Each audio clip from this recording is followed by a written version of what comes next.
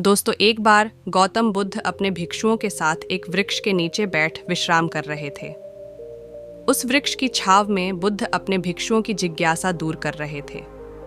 बुद्ध के सभी भिक्षु एक एक करके उनसे प्रश्न पूछ रहे थे और गौतम बुद्ध उनके प्रश्नों के उत्तर दे रहे थे। बुद्ध के उन भिक्षुओं में कुछ भिक्षु ऐसे भी थे जो कुछ समय पहले ही संघ से जुड़े हुए थे, जिसके कारण अभी उनके भीतर वह समझ पैदा नहीं हुई थी जो गौतम बुद्ध के प्रवचनों को समझ सकें।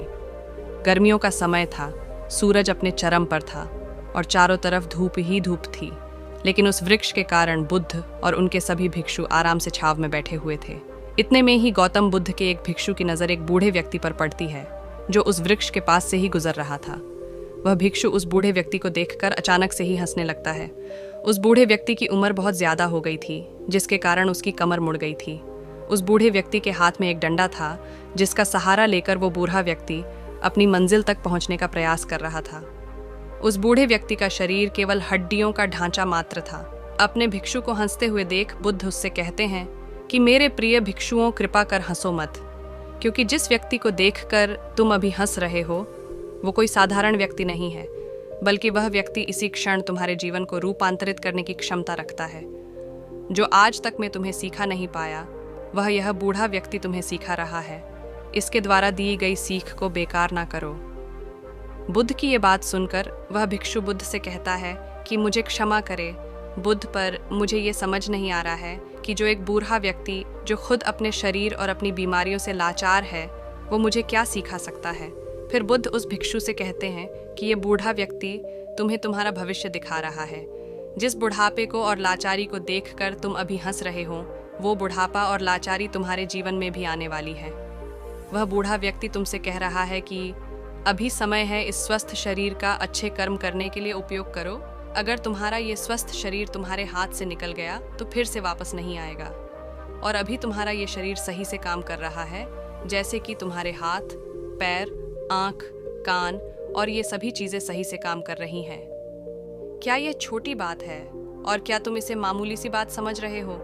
ये घटना कोई साधारण घटना नहीं थी जो अभी तुम्हारे साथ घटी, और ये घटना तुम्हारे जीवन को बदलने की क्षमता रखती है। ठीक इसी तरह की घटना ने मेरा जीवन बदला था, और इस तरह की घटना के कारण ही मैं आज बुद्ध हूँ। फिर वह भिक्षु बुद्ध से कहता है कि क्षमा करें बुद्ध, परंतु मेरे मन में यह विचार ही नहीं आया कि मैं उस बूढ़े व्यक्ति से कुछ सीख सकता हूँ। उसे देखकर केवल मुझे हंसी आ गई। ऐसा इसीलिए हुआ क्योंकि तुम्हें अपने भीतर कहीं ना कहीं लगता है कि जिस स्थिति में आज वो बूढ़ा व्यक्ति है, उस स्थिति में तुम कभी नहीं आओगे। जिस बुढ़ापे का और लाचारी का सामना आज वो बूढ़ा व्यक्ति कर रहा है, तुम्हें लगता है कि उसका सामना तुम कभी नहीं करोगे, इसीलिए तुम उस बूढ़े व्यक्ति को देखकर हंस पाए। तुमने सच्चाई को नज़रअंदाज कर दिया। अगर तुम सच्चाई को देख लेते तो चाहकर भी अपने आंखों के आंसुओं को नहीं रोक पाते, परंतु तुमने सत्य को अनदेखा कर दिया और तुम बहुत बड़ी संभावना से चूक गए। बुद्ध की ये बात सुन वो भिक्षु बुद्ध से क्षमा मांगता है और ये निश्चय करता है कि वह अपने स्वास्थ्य का उपयोग अपने अहंकार को बढ़ाने में नहीं, बल्कि परम सत्य को पाने में करेगा। दोस्तों, जो लोग इस कहानी को पढ़ रहे हैं, हो सकता है कि आप बड्ढी समस्याओं में हो, या हो सकता है कि आप परेशानियों में हो, लेकिन फिर भी एक बात को हमेशा ध्यान में रखना है कि जब तक आपका स्वास्थ्य ठीक है, तब तक आप किसी भी बड़ी से बड़ी समस्या से बाहर आ सकते हैं।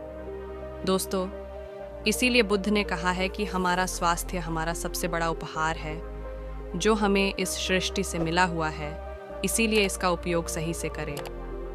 दोस्तों, आपको यह गौतम बुद्ध की शिक्षाप्रद कहानी कैसी लगी? कृपया हमें नीचे कमेंट बॉक्स में कमेंट करके ज़रूर बताएं। और आपको यह कहानी पसंद आई होगी तो अपने दोस्तों के साथ इसे अवश्य शेयर कीजिए, ताकि और लोगों को भी गौतम बुद्ध की शिक्षाप्रद कहानी सुनने को मिल सके। दोस्तों, आज के इस Gautam Buddha story in Hindi video में सिर्फ इतना ही। दोस्तों, हम आपसे फिर मिलेंगे ऐसे ही एक वीडियो के साथ। तब तक के लिए आप जहां भी रहिए, खुश रहिए और खुशियां बांटते रहिए, और हमारे चैनल को सब्सक्राइब करना ना भूलें। धन्यवाद।